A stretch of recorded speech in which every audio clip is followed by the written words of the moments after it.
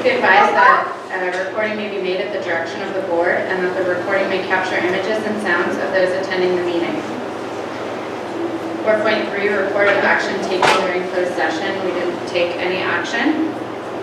And now we'll move to the Pledge of Allegiance.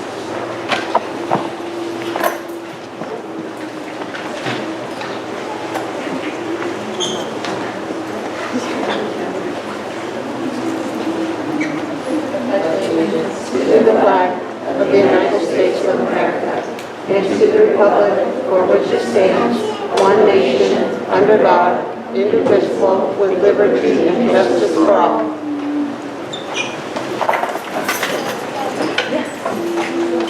4.5, District Mission Statement. We're a collaborative, culturally rich, educational community where a rigorous and innovative curriculum prepares our students to be successful contributors to our global society. 5, public comments. Public business from the floor, non-agenda items. This portion of the agenda allows an individual the opportunity to address the board on any action item regarding board business that is not on the agenda. Without taking action or entering into a dialogue with the public, board members may briefly respond to statements made or ask clarifying questions about topics posed by the public. Your matter may be referred to administration. Individual speakers are limited to 3 minutes each.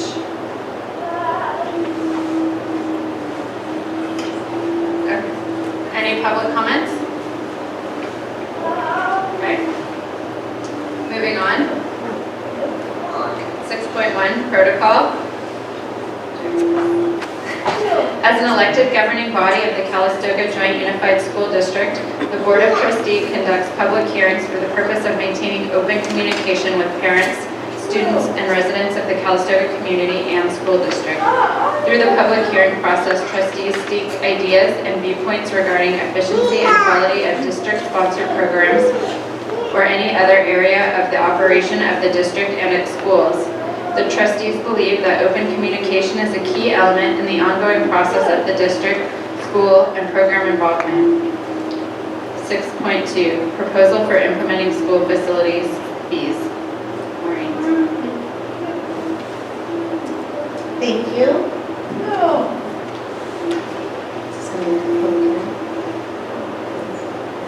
Okay. Jack Schrader and Associates prepared our Level 1 Developer Fee Justification Study on March 29th, 2022. I'm going to read through the executive summary as part of the public hearing so you can just get a gist of what the final justification study outcome was. Education Code Section 17620 authorizes school districts to levy a fee, charge, dedication, or other form of requirement against any development project for the construction or modernization of school facilities, provided the district can show justification of levying those fees.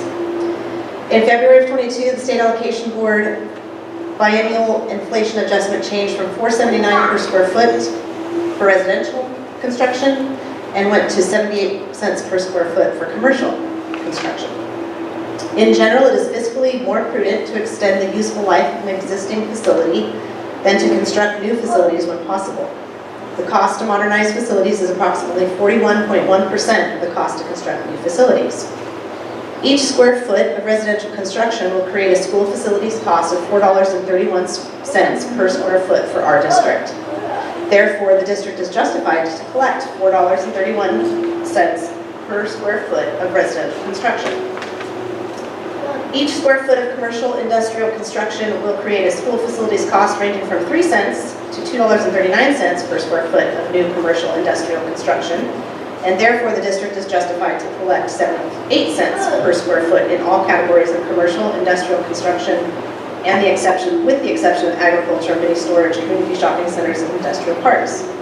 These categories of commercial industrial construction should be collected at 34 cents, 3 cents, 72 cents, and 74 cents per square foot, respectively.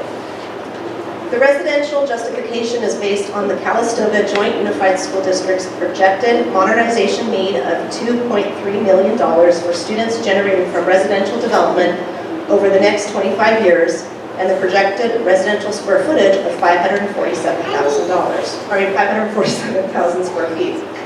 Based on the modernization need for students generated from projected residential development and the projected residential square footage, each square foot of residential construction will create a school facilities cost of $4.31. So it's just dividing that need of monetary value by the square footage that's going to be produced in the community. Each square foot of commercial and industrial construction will create a school facilities cost ranging from 3 cents to $2.39 per square foot of new commercial industrial construction. For both residential and commercial industrial development, the fees authorized by Government Code Section 65995 are justified. So as a main summary, it takes what our need is construction-wise for modernization in the next 25 years. It shows what the community is developing in square footage, and then it gives the cost per square foot that we can collect from developers on developer fees. That is the executive summary of the justification study, unless board members have any questions.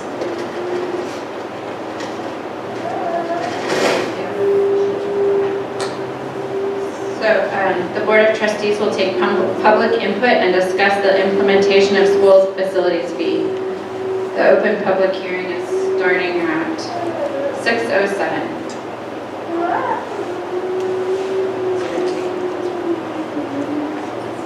Are there any comments from the staff or board? Are there any comments from the public? Great. Close the public hearing at 6:08. And next we move to 7.1 recognitions of the 2001-2002 reclassification of English language learners. The Board of Trustees recognizes students, employees, or members of the community who have received recognition for academic or athletic achievement or who have made significant contributions of any kind to the district. The following individuals will be recognized.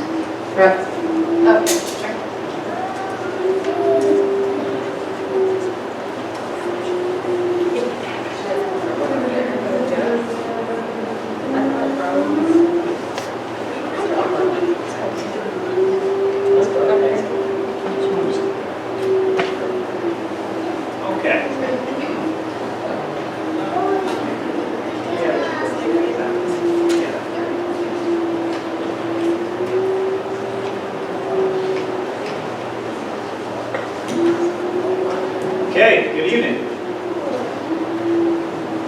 To become a reclassified proficient student is not an easy task. Buenas noches.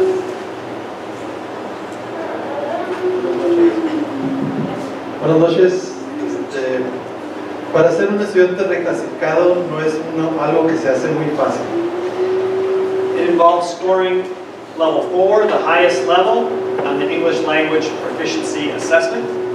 Se tiene que hacer una calificación de 4 o mayor en el examen que se les hace del lenguaje de inglés. Scoring proficient on a district assessment, like the CASP or the MAP. Tiene que también estar proficiente en el examen de CASP o MAP al mismo tiempo. And having your teacher and parent recommendation. Y también teniendo la recomendación de los maestros y la aprobación de los padres. Our English learner students not only have to work on math, science, there are other subjects, they need to work towards reclassification as well.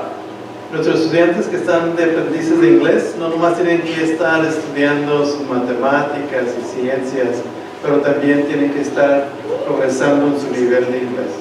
Reclassification is a significant accomplishment and one that deserves recognition. La reclasificación de los estudiantes es un acontecimiento significante y algo que tenemos que reconocer también como. Congratulations to all our students who've reclassified this year. Felicidades a todos los estudiantes que van a ser reclasificados, que fueron reclasificados este año.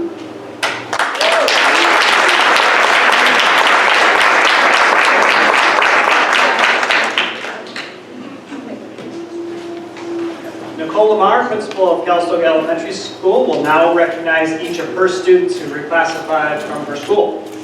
Nicole Lamar, la directora de la escuela primaria, va a reconocer sus estudiantes que fueron reclasificados este año.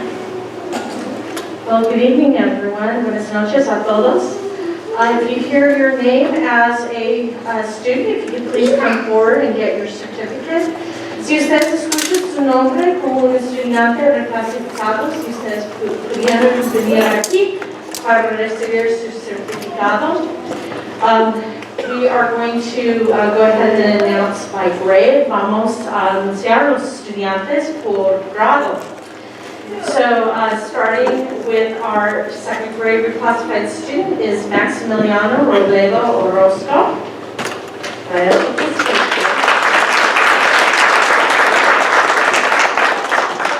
And then we have quite a few fourth graders. Tenemos muchos estudiantes en el cuarto grado. We have Ashraf Eloseni and Giselle Garcia Montañez. And I know, Giselle, you are here. Come on, come on.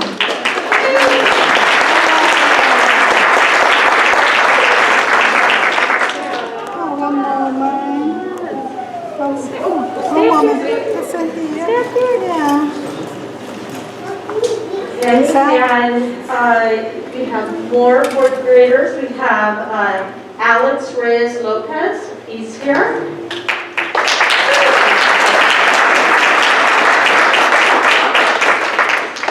Andrea Rodriguez Rojas.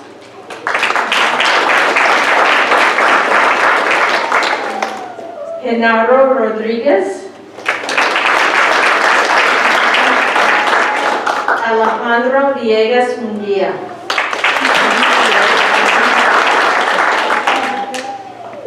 Okay, and Gabriel Villegas Munguia.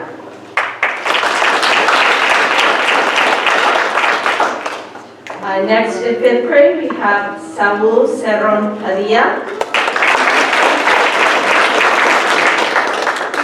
David Cervantes Ayala,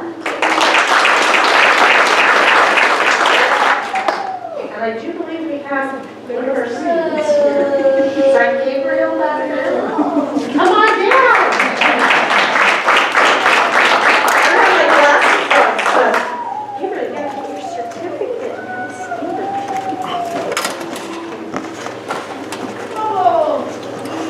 Okay, we have Leonie Chavez.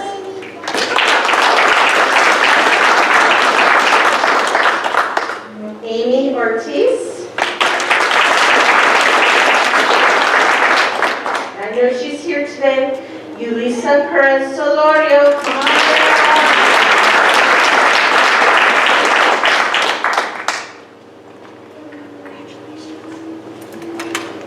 down. Reynaldo Rodriguez Padilla.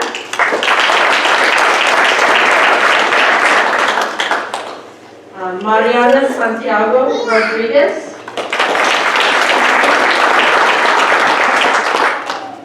Kimberly Duran Infante. Azucena Esquivel Torres. And Juan Garcia.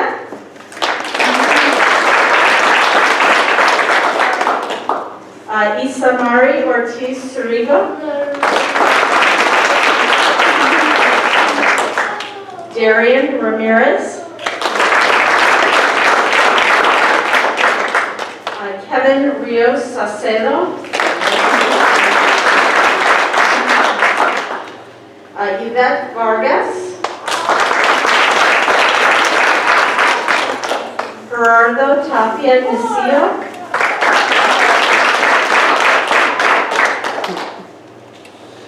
And finally, Marlon Valentine. Now, one thing I do want to point out for these students who are being reclassified tonight, they took the LTAC under very different circumstances at the elementary. So not only did they take the LTAC and get a 4, they also had to take the LTAC in what we call a remote situation, meaning that they were having to come in from their homes in order to complete a majority of this test. Quiero explicar algo diferente el año pasado con la evaluación nombrado LTAC. El año pasado los estudiantes aquí que son reclasificados tuvieron que pasar la evaluación de LTAC en un ambiente remoto, en que ellos estaban en la casa y ellos tuvieron que usar la computadora para conectar a la evaluación. So it was a little more complicated, and I think they definitely need to be acknowledged for that effort. Esta evaluación era más complicado y quiero agradecerles por su esfuerzo en hacerlo en este ambiente. So thank you.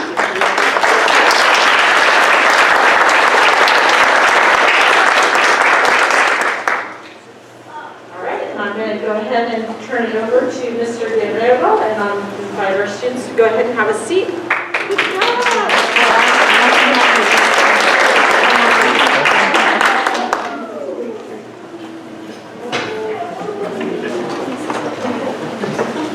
Good evening, buenas tardes, bienvenidos.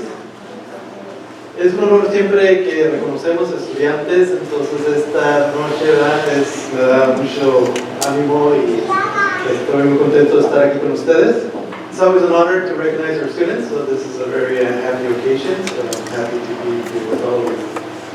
So, nuestro alumno de séptimo grado tenemos a Ángel Alvarado.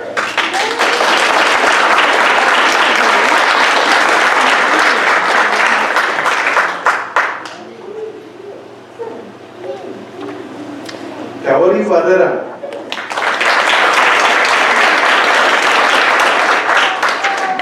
Jocelyn Campos González.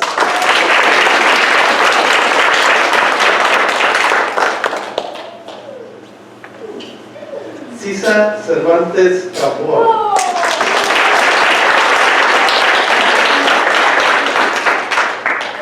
Andrés Chávez.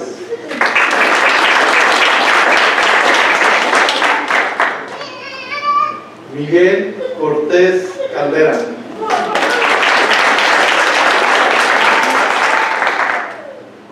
Ángelo Hernández.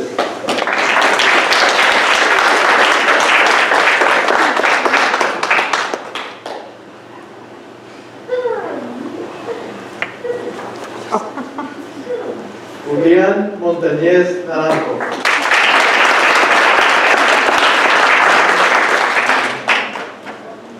Javier Muñoz López.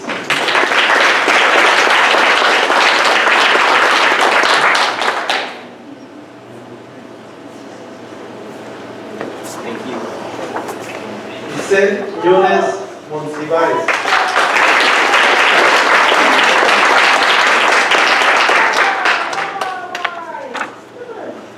Rosa Sánchez.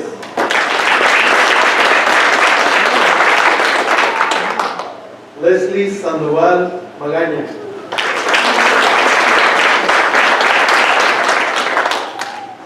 Oscar Hernández Torres.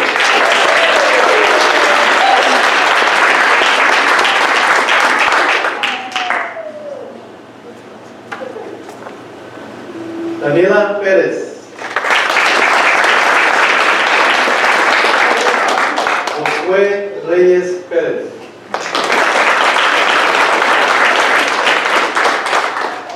Rafael Rodríguez Calderón.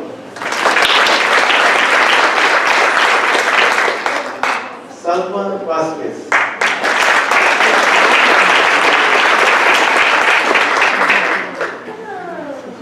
Jesse Vázquez González.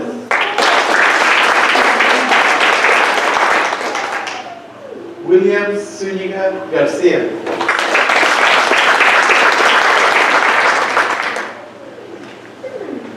Abril Montañez Naranjo.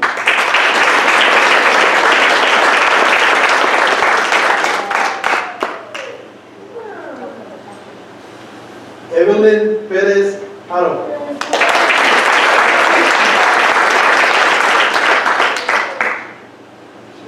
Guadalupe Rubio Pacheco.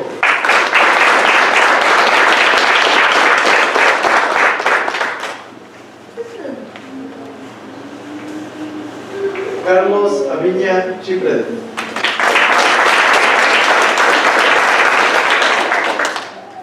Esmeralda Aviña Pérez.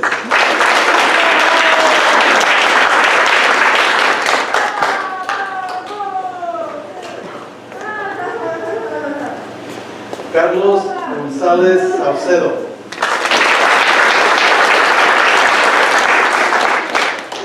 Paloma López Vargas.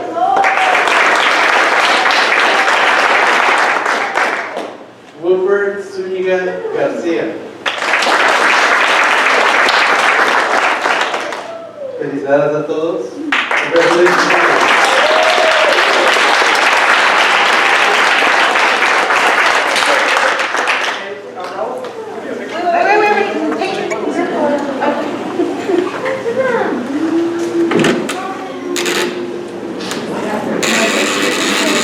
I'd like to invite our elementary students who have certificates to please come forward so we can take a picture. Los estudiantes que tienen sus certificados, si pudieran venir enfrente para una foto.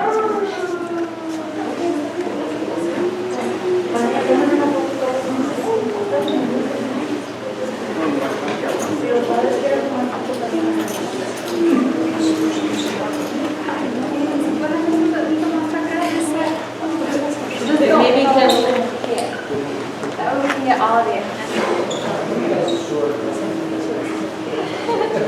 All right, let's see what I'm thinking about.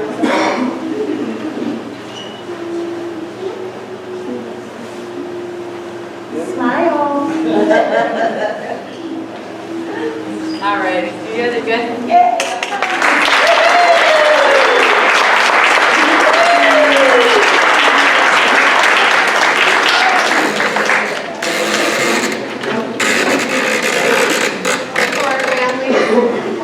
I just want to mention that last year we had about 40 students reclassified, and this year we have 15. So great accomplishment of our students.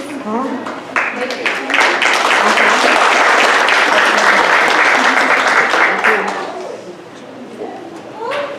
Gracias.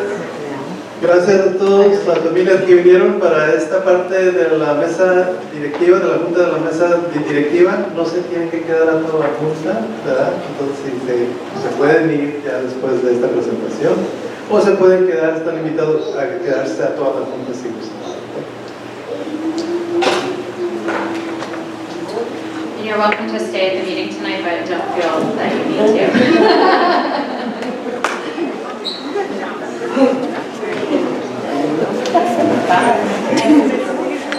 Yeah, I always think graduation, what a kill tree. Now moving on to 8.1, discussion of trustee diploma certificate presentations.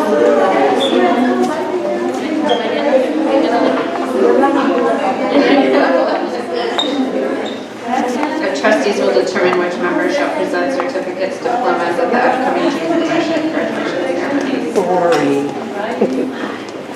I was waiting for some heat action.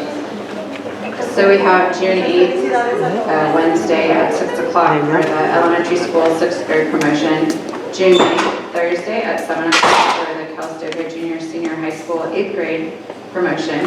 And June 10th, Friday at 7 p.m. for the Calistoga High School graduation.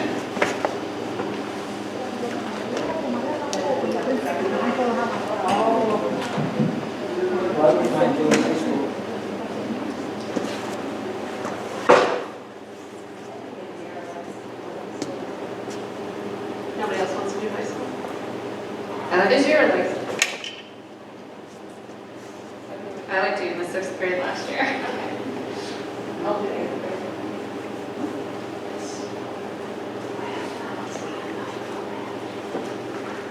I think we still need one more person for 6th grade and one more person for 8th grade. We're a good team last year. Well, we still have 10 years, Oh, right, okay. but I can fill in for any years. So possibly the 8th grade too. Of course. And this last year. All right, so 8.2, information on costs of issuance. Calistoga Joint Unified School District Board Series 2022. Okay, we had our second closing of bond sales on May 5th, and that was for the refunding. Remember, the board approved 2 sales. One was for the $10 million to do construction projects with. The other one was for $5,525,000, and that was a refunding of previous sold bonds. which will save taxpayers over $700,000 on the payback. And the final cost of issuance was listed at $120,669.15. The budgeted amount was $128,845. There were $6,700 in other expenses for a total difference between the budget and actual cost of $1,475.85. This is my obligation to report out to the board the cost of issuance, and that there was just a little bit of savings between the budgeted amounts and the actual cost.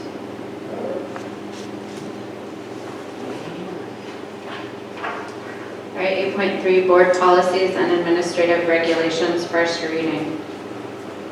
So the policies that I'm presenting tonight all just reflect changes in law. There's nothing specific just to our district.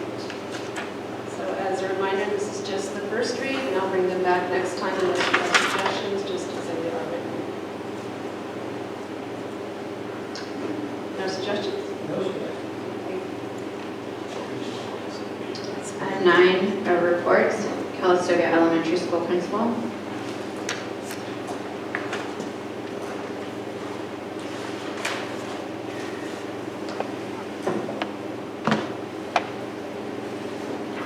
So good evening, everyone. For LCAP goal number 1, ensuring academic excellence for all students. We are now about mid-cycle of our testing session. Last week, our third graders took the Smarter Balanced assessments in English Language Arts and Math. This week, our 4th, 5th, and 6th grade students will also be taking the Smarter Balanced assessments in English Language Arts and Mathematics. And then next week we'll be finishing up our testing with 5th grade taking the science exam. And so each Monday we've been celebrating the efforts of our students by having music and readings before school.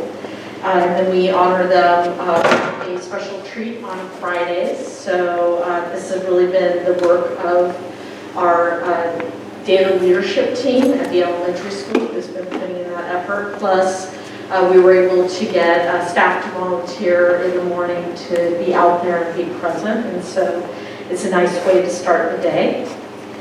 At the end of this month, we're going to be having, actually I think it's the beginning of June, we're going to be having our academic awards assembly. And in addition to the academic awards that we give out to students, we'll also be honoring students in math growth and achievement. And this past week, the Master Schedule Committee reviewed the schedule for next year, and a challenge that we've had is creating blocks of intervention time free of interruptions. And after many iterations, we've settled on an initial schedule for the 2022-2023 school year, which does have these designated intervention blocks. With respect to LCAP goal number 2, providing a safe, healthy, and positive school environment, we had at the end of April our best assembly for integrity, and we had many parents come to the assembly. Staff, student, and parent feedback regarding grade-alike assemblies has been positive, and I think we're looking at doing more a hybrid model this way for next year. And this last week was Staff Appreciation Week, and we're very grateful to PTO, Soroptimist, and District Office for providing treats and gifts for our staff. With LCAP goal number 3, increasing parent engagement and enhancing communication. This Friday on Berry Field, we're going to be having our Universal Pre-Kindergarten Fair.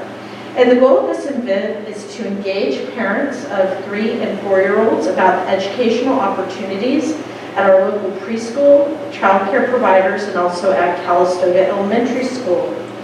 Next year, we'll be expanding our transitional kindergarten to include students who are turning 5 between September 2nd and February 2nd. So currently, we're at September 2nd to December 2nd, and we're actually adding some more time to eventually have an entire year dedicated to those students. So we are looking forward to this event. It's the first time we've done this, and we really would like to engage those families with their early childhood education opportunities. So that's my report tonight. Is there any questions? Thank you. 9.2, Calistoga Junior Senior High School Principal. Good evening, everyone. It's May 9th, in exactly a month, we'll be promoting our 8th graders, and then the following day will be graduation. So, in LCAP goal number 1, ensuring academic excellence for all our students. AP testing started last week and will continue this week. A special thank you to our AP teachers for their work in preparing students for these exams. Some even coming in on Saturday to provide students with additional study sessions before the test.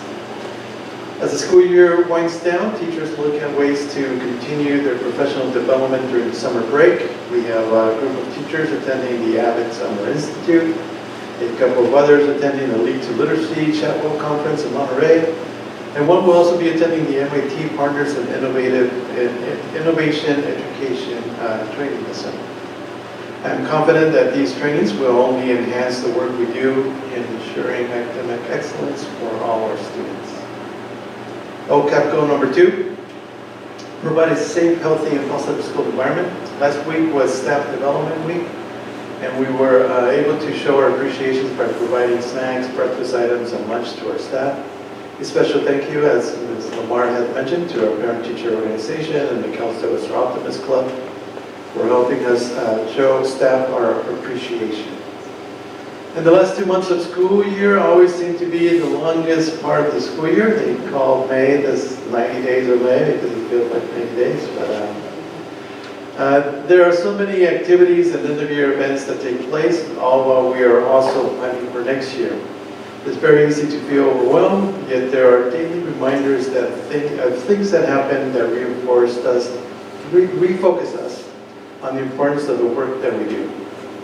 It can be students' acknowledgement of the lesson learned, seeing genuine student laughter on campus, hearing students thank their teachers as they exit their classrooms, or parents expressing how welcome they feel coming onto our campus. These are the things that energize us and fill us with optimism for the work ahead in the next few weeks. LCAP goal number 3, increase parent engagement and enhance communication. In our last 5 weeks of school, there are plenty of opportunities for parents to be involved in our school, and there's a list provided for our boards, but just starting with this week, for instance, we have the spring music concert on Wednesday, and also at the same time we'll do the Peaceful dedication. Even though the Peaceful project is not quite complete, we're still waiting for a couple benches, but we do want to have that opportunity to do the Peaceful dedication and thank the local Rotary group, the Rotary group from Santa Rosa, and Veterans for Peace for their work and providing the grants for this project. So that will be this Wednesday. And then just about every day there's something, so there's a list for our board members there. So thank you. Any questions? Thank you. And 9.3, student representative.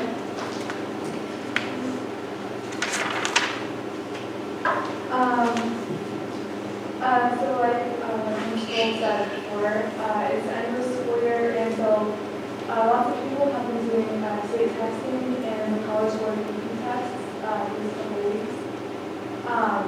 So these tests frequently foster into a challenging environment throughout campus because everyone's so stressed out with test scores and is trying to do the best as we can as possible. So as an attempt to create a little extension on campus, our ASB class is organized in focus groups throughout the rest of the school year. These are planned to include mild competition between classes, which not only helps distract the students from their stress levels, but also helps create a fun and exciting environment.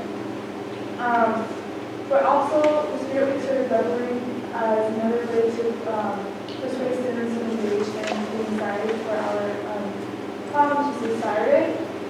Over 100 students are planning to attend, so we are extremely confident to host a really nice fun night to help celebrate the end of the school year.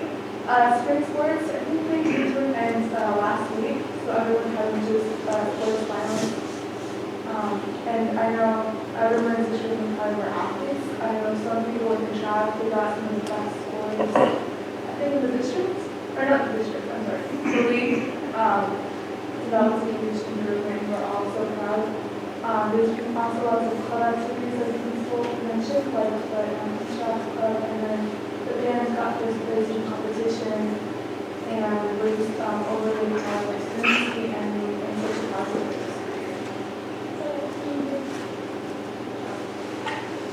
Thank you. And 9.4, Director of Educational Services and Human Resources. Okay, good evening. Start off with a COVID update. Currently seeing an uptick in COVID cases. Went from 6 cases in March to 22 cases in April.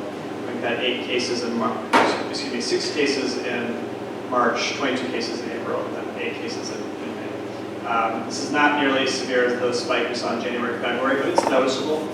Something that we are keeping an eye on. We've had more of an higher adult-to-student ratio of cases recently. We currently have 6 staff who have become COVID positive in the last several weeks.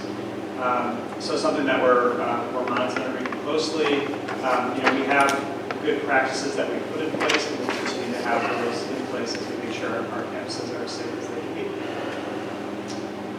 be. Share an update around our summer program.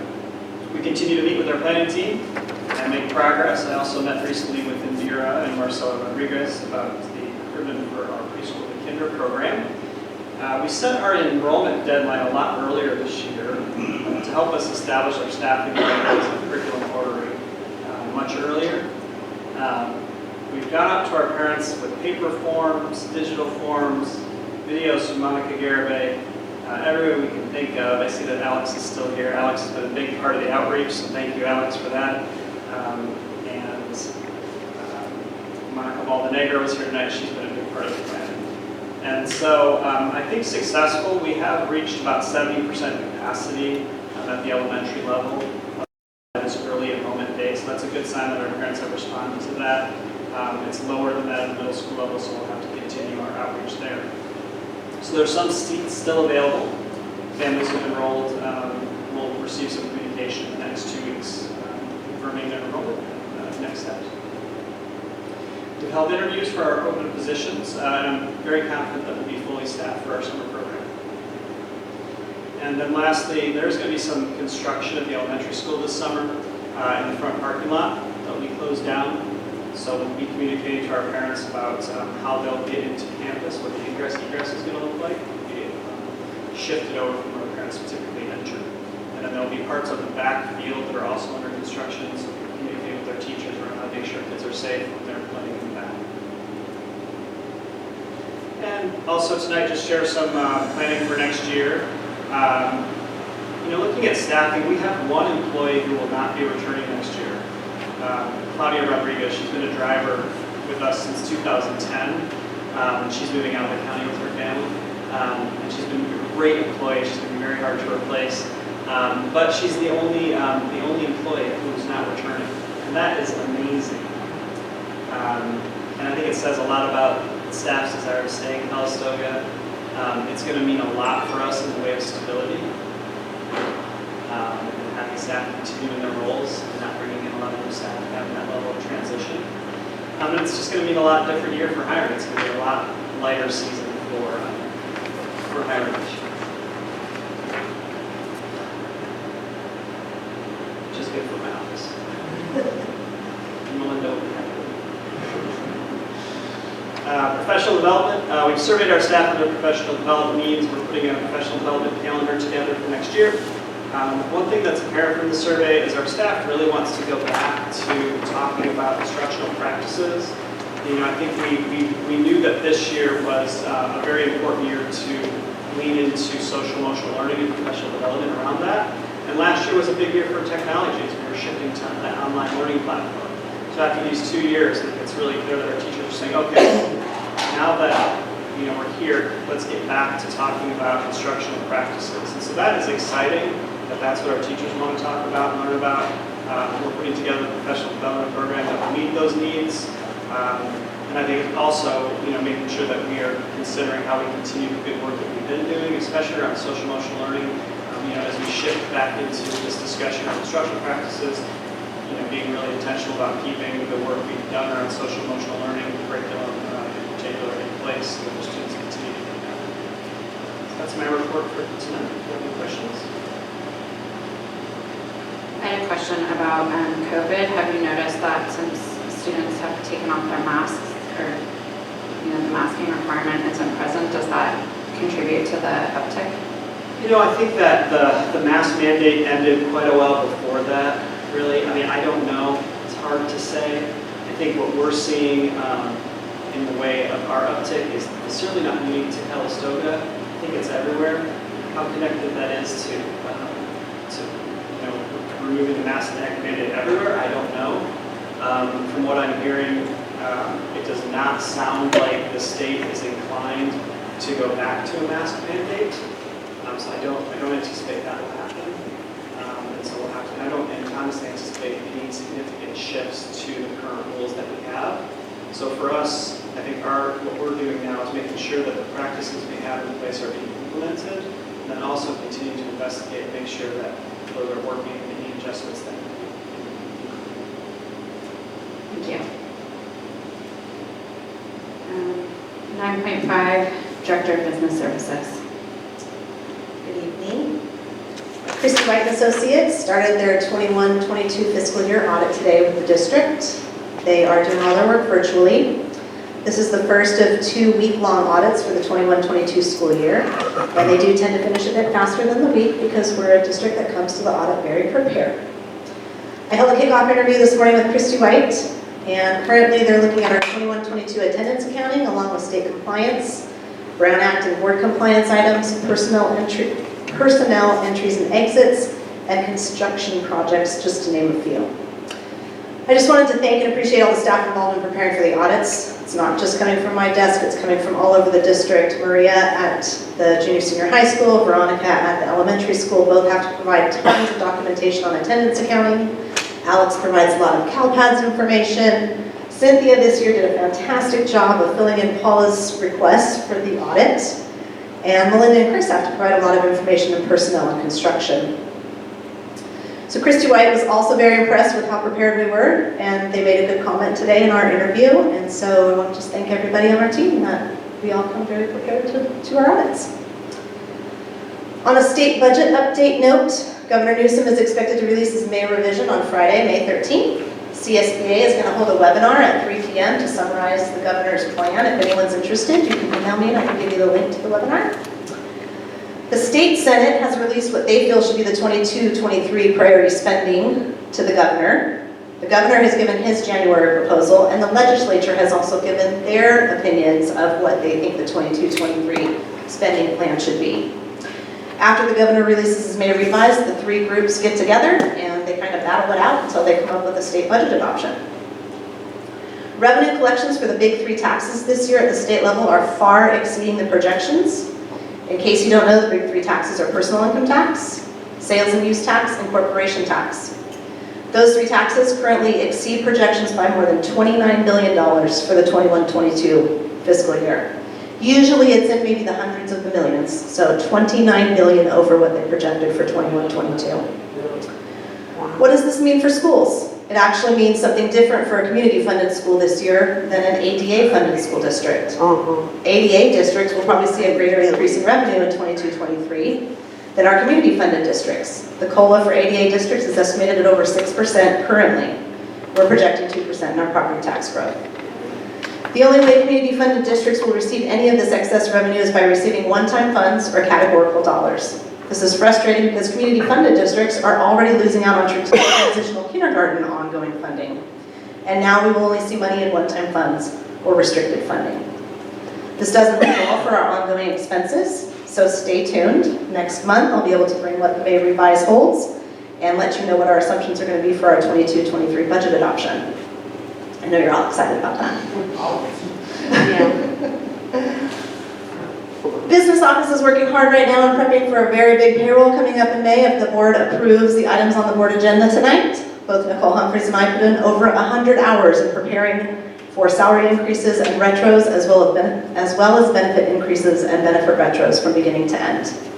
While trying to focus on this important task of payroll, I'm also working on the 22-23 budget adoption and LCAP updates. This is another task that also requires hundreds of hours of my time. but I look forward to meeting with the school sites and different departments to plan the 22-23 school year. I've already met with athletics and technology, both of which have worked hard to come up with a good budget plan for 22-23. It's always exciting to get ready for the start of another school year, not only for our students, but for me on the fiscal side of things as well. Even though my desk seems to be getting busier and busier, I want the board to know how much I love and appreciate my job. And I want you to know how much I appreciate being part of this team. And that's all I have for tonight. Thank you. Any questions? And before we move on to the superintendent update, Chris is going to do a little update of construction projects. Okay, great. I'm going to piggyback on Maureen's report. So as promised last month, we had quite a few proposals and agreements coming to the board for approval. We're on track with the shade structure in the agenda tonight for approval by the board is a proposal for our architect as well as the shade structure's purchase and installation.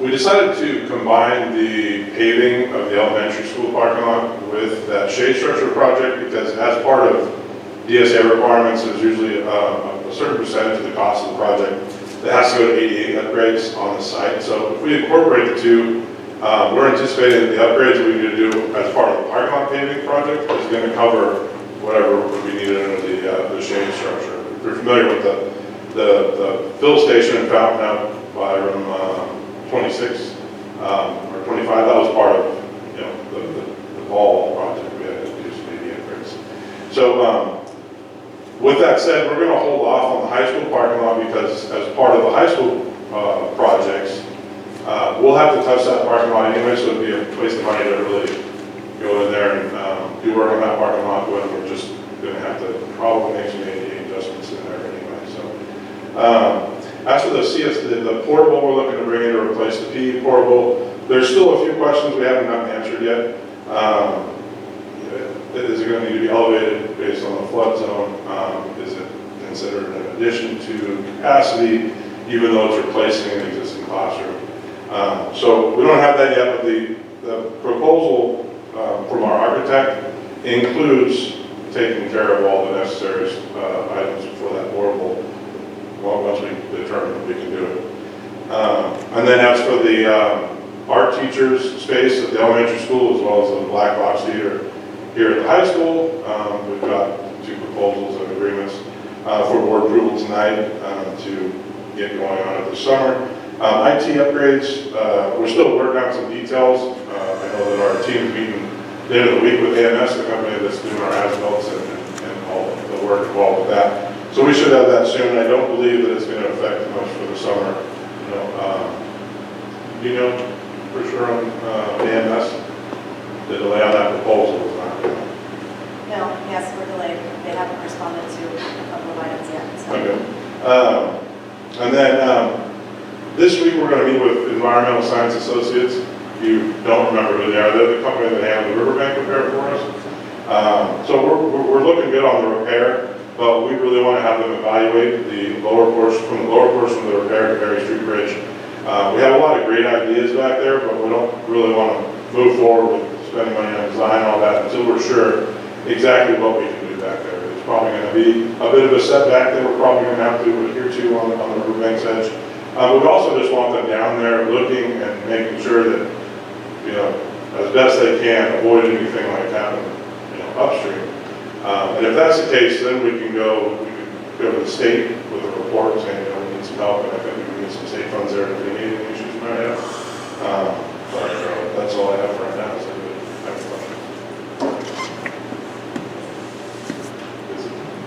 Thank you. And then point 6, superintendent. Thanks. We just finished the LCAP survey, which we administer significantly later this year than we did in past years. That is due to the number of other surveys that we were administering to our students, as well as the impact of the MAP, the CAS, and the AP, and the exams that were mentioned earlier by our principal. So Alex Andery, who is helping tonight with tech, created an assessment and survey calendar. Michael just shared that today with our school principals. So hopefully next year that'll spread things out a little bit better and we won't be so jammed at the very end of the school year. And as soon as the survey and assessment assessment data has been compiled and will begin the LCAP annual update that Maureen just mentioned. It's going to be a big push for the next 4 weeks to get that completed along with the budget. Under LCAP goal number 2, as the principals also mentioned, we celebrated staff appreciation last week. I'm grateful for 2 generous donations. One of them came in from King Consulting and the other one came in from Van Pelt Construction Services. And those 2 donations allowed us to purchase sweatshirts for all of the staff that were just mentioned. It was very fun to be on both campuses on Friday and see how many staff were wearing their sweatshirts. So Wildcat pride was everywhere. And then I'm also appreciative of the efforts of both the Surratt and the PTO every year, and they provide breakfast and lunch for our staff. And even though our next board meeting is being held on Monday after school ends, Shannon's going to be joining us so that we can recognize her outstanding service this year with our students in Hartford. And lastly, under LCAP goal number 3, Monica Garibay attended the second PK seminar last week. And she reported back that we had 54 families that had attended the first week. Every single one of those families showed up for the second seminar. Some of them arrived a little bit late because they had athletics and other activities for their children, but every single one came back. And again, several couples, so we'll be happy. We had some dads in attendance. I think there were 4 couples. I'm grateful for the advice that the PK leadership team gave me because they were the ones that prioritized that particular module. They felt that parents really could use the content, and they're responding very well to it. So hopefully the high attendance will continue. Then I want to let you know that Dr. Pittman and I had our first transition day 2 weeks ago, and it went very, very well. We meet again this Wednesday. Our agenda includes touring the junior senior high school campus. We're going to be attending the bi-monthly meeting with Van Pelt Construction Services so she can meet their team. We're meeting with the CES staff. And then I've set aside time each transition day just for she and I to review programs and services. She's had excellent questions, and we found a lot of programs that we're using in common in her district and this one as well. So I think the transition's going very well. And then Ezreal also mentioned, it's an exciting and very busy time of year, and it's only going to get busier as the next few weeks roll out. But I continue to appreciate the hard work, the collaborative spirit, and the positive attitude of all of our staff members that we're bringing to each day. Thank you. Any questions? All right, moving on to the consent agenda. Requires a roll call vote. 10.1 Consent Agenda Protocol. Actions proposed for the consent agenda are deemed routine in nature and will be enacted by one motion. There will be no separate discussion of these items unless any member of the board, the audience, or staff requests specific items to be removed from the consent agenda for separate action.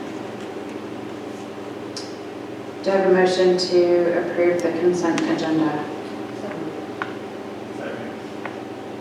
Roll call. President Lopez Jones. Clerk Rothberg Allen. Aye. Trustee Alcashin. Trustee Maxfield. Aye. Trustee Gonzalez. Aye. Student Representative Williams. Section 11, action items. Action item protocol. Protocol for action item includes a staff presentation, questions from the board, public input, deliberation by the board, and voting by the board. During public input, there will be a 3-minute time limit per person. 11.2, declaration of need for fully qualified educators. This is an annual approval that we do in case that we need to provide or authorize an emergency authorization for a teacher to teach outside of their credentialed area. We do this every year as a recommendation of the County Office of Education, though we've never really utilized it, but we still do it just in case. Any questions? All right, if someone would like to make a motion? So moved. Second. All in favor say aye. Aye. 11.3, tentative agreement between the Calistoga Joint Unified School District and the Calistoga Associated Teachers. Yep, a lot of good work went into making this happen. So thanks to everyone involved. We have several documents here. You see an agreement under salary and benefits. You see another agreement related to leadership and how the leadership structure in school sites functions. And some information on the term of the agreement. Someone like to make a motion? All in favor? Aye. Aye. Opposed? 11.4, AB 1200 disclosure, Calistoga Associated Teachers Association. The board just agreed to the TA, and now I'm going to talk about all the numbers and the money associated with that TA. I did update the first page of the disclosure today after talking with the county this morning, County Office of Ed. They wanted me to show all 3 years of impact rather than just this year, so I made those changes and updated the disclosure within the board packet. Calistoga Association of Teachers, otherwise known as CAT, received a 5.25% increase to their salary schedule for the 21-22 school year retroactive to July 1st, 2021. There was also a step and column adjustment listed for 21-22, and that comes in at 1.48% increase. Just as a side note, step and column are something most employees receive yearly by moving down steps or over columns in the salary schedule, and this is the compensation on a yearly basis, but it must be disclosed as part of the AB 1200 compensation as well. CAT also received a $2,000 stipend per full-time employee. That was a one-time off-schedule stipend. They also received $70 per hour for up to 24 hours to complete independent study packets for students not able to attend school due to COVID.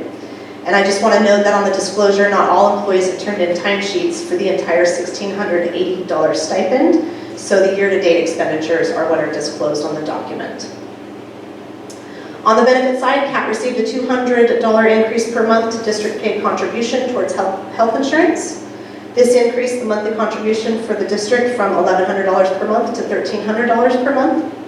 The yearly district cap for certificated now sits at $15,600 annually. The total compensation amount for CAT in 21-22 is $743,223. This average goes out to $13,272 per employee in total compensation. This reflects a total compensation of 9.34% for the 21-22 school year. Year 2 reflects an increase of 6.99% with the reduction of the one-time stipends being removed, and then year 3 represents a 7.44% increase with a change in the step and column percentage year over year, as well as a change in health and welfare. Any questions? Someone like to make a motion? Second. All in favor, say aye. Aye. 11.5, Memorandum of Understanding with California School Employees Association. You see a list of job titles, salary schedule ranges, and work year dates. These are jobs that have previously been approved by the local CSEA representative and this board. But in recent conversations with CSEA, there was a desire to have the regional representative also sign off on these, and so we're presenting them again for approval with the regional representative's signature. Someone like to make a motion? Second. Jeff. Congratulations. All in favor, say aye. Aye. Aye. 11.6, disclosure unrepresented units. Unrepresented units within the district are certificated management, classified management, and confidential employees. These units tend to follow CAT negotiations and received Me-Too increases in the past years. This year, total compensation remains equal between the unrepresented units and CAT, with just a little difference in how it was divided up. Unrepresented units decided to take the increase in district health contributions and apply that amount towards their salary schedules. Both are ongoing costs. This created a 5.83% increase to the salary schedules rather than 5.25%, and the annual cap for district contributions for these unrepresented units remains at $10,200 annually with no increase. The salary schedule increase is retroactive to July 1st as well. Unrepresented units also received the $2,000 per full-time FTE stipend. And in addition to the Me Too increases, the Director of HR and the Director of Business Services salary schedules received an additional 3%. This increase allows for the salary schedules to make progress at a competitive daily rate within our own district salary schedules for certificated and classified management positions. Total compensation increase, $143,380 for the 21-22 school year, and these costs are reflected in the multi-year projection in the 80-1200 disclosed for CAT. Someone like to make a motion? Second. All in favor? Aye.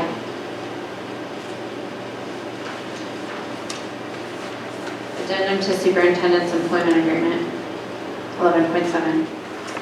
Per Section 2B of the Superintendent's Employment Agreement, the superintendent shall receive a salary increase in the same percentage as the percentage increase provided to district management employees, including directors and administrators.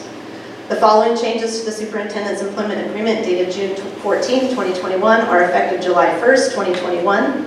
For the 21-22 fiscal year, the superintendent shall be provided a 5.83% salary increase and a one-time stipend of $2,000 as provided to all other administrative employees.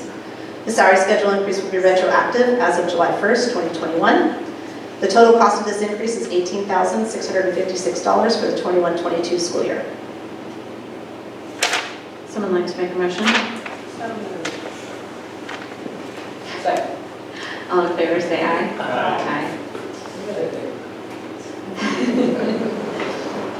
11.8, certificated and unrepresented salary schedules. All salary schedules representing CAP increases for 21-22 as well as the unrepresented units for 21-22 are before the board for approval tonight. As part of the salary schedule increases, the board needs to approve the new salary schedules, the amounts of the new salary schedules represented for the 21-22 school year. So, Second. All in favor? Aye. 11.9, developer-free justification study. The executive summary of the justification study was read during the public hearing. This study was necessary for our district to increase our level 1 fees, and that study provides the justified rate that we can charge for the level 1 fees after July 8th, 2022. Staff recommends acceptance of the study. All in favor? Aye. 11.10, Resolution 21-2212, increasing school facilities fee. This resolution is the board solidifying the rate increase for developer fees. The fee is increasing from $4.08 per square foot to $4.39 for residential fees, and from 66 cents per square foot for commercial fees to 78 cents per square foot. If the board passes this resolution tonight, there will be a 60-day waiting period in order to start charging those increased fees, and that 60-day waiting period will end on July 8th, 2022. Is it increasing to $4.31? $4.39. Oh, okay, my notes said something. Oh, okay, that's $4.39. It's okay, I just wanted to make sure the official record was correct. Yeah, okay. Anyone want to make a motion? second. All in favor? Aye. Aye. 11.11, agreement for vended meal services. Yes. I had talked with the board a couple months ago about the possibility of contracting for meal service to Hal Mountain.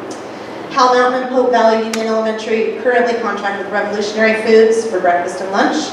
Both districts are looking for a better quality meal than what their current contract contributes. Rose and I met with Janet Tufts, the superintendent of Hal Mountain, a couple of months ago. We visited their site and we were able to get a good picture of their day-to-day food service operations so we could assess that if we were to provide meals to them, they would be able to pick meals up from us, transport those meals while staying at temperature, and be able to serve those meals to students within the time frame needed. Rose and I spent a great deal of time running the numbers, and we believe we can provide both Hal Mountain and Pope Valley Elementary a good quality meal without increasing our labor costs, and in addition, putting some dollars back into our food services program, while at the same time reducing our general fund contribution to that program. Rosa discussed this plan with food service employees and got some input. Meal prep for the contracts will be completed out of the junior-senior high school kitchen, with both districts picking up their meals from that location as well. This contract sets the charging price for lunch at $3.71 per meal and the breakfast price at $1.86 per meal. We should see income of around $120,000 per year with the increased food costs at about $70,000. So 120 minus those increased food costs is going to give us a profit of around $50,000. Of course, these numbers are dependent on the number of breakfasts and lunches they actually order on any given day, but I base the estimated numbers on what they're currently ordering from Revolutionary Foods, which is about approximately 120 meals a day for both breakfast and lunch. I really do believe that if we can help our neighboring districts in any way, we should work hard just to do that. I think it's great when we can share services, support other school districts, but at the same time provide some relief to our food services budget. Therefore, I recommend approval of the contracts with both Howell Mountain Elementary and Pope Valley Union. All in favor? Aye. 11.12, proposal and agreement with Chaudhry and Associates, I think that's not correct, and on my end, for survey of the Calistoga Elementary School campus. Now, this is the survey that's required for the elementary school parking lot project. Any questions?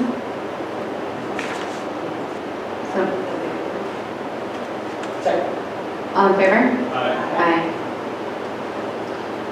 11.13, proposal and agreement with Casa Studios and Design Services for shade structure at Calistoga Elementary School.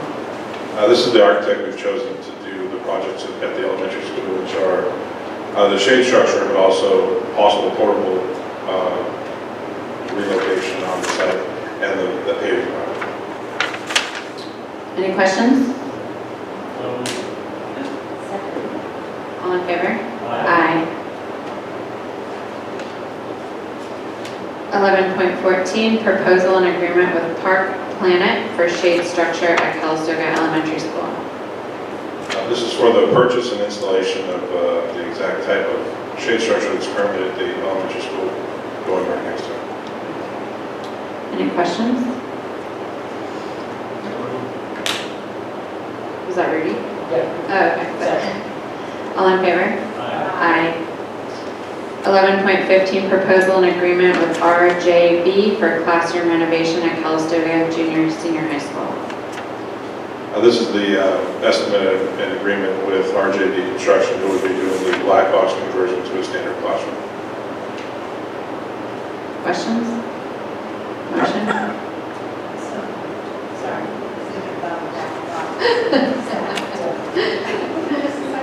I don't think we got it over.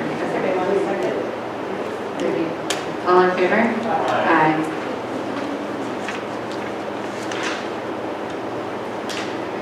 11.16, proposal and agreement with RGB Construction for renovation of storage space at Calistoga Elementary School. This is for improving the space that the art teacher uses at the elementary school. That old outbuilding that's off of 17. Questions? No? Rudy? All in favor say aye. 11.17, policies and administrative regulations. So you have the recommendations for these policies in the last meeting, so I'm bringing them forward just as no changes.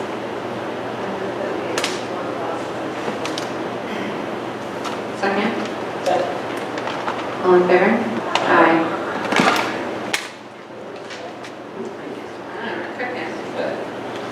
And we're done. 12, closing items. 12.1, board meeting calendar, Monday, June 13th, 5 o'clock for closed session, 6 o'clock for open session. And Monday, June 20th, regular board meeting, 5 o'clock closed session, 6 o'clock open session. 12.2, tentative future agenda items, local control accountability plan, and board self-evaluation. Pressure. 12.3, reconvene to closed session. I don't think we need to. No reports. And 12.5, adjourn meeting.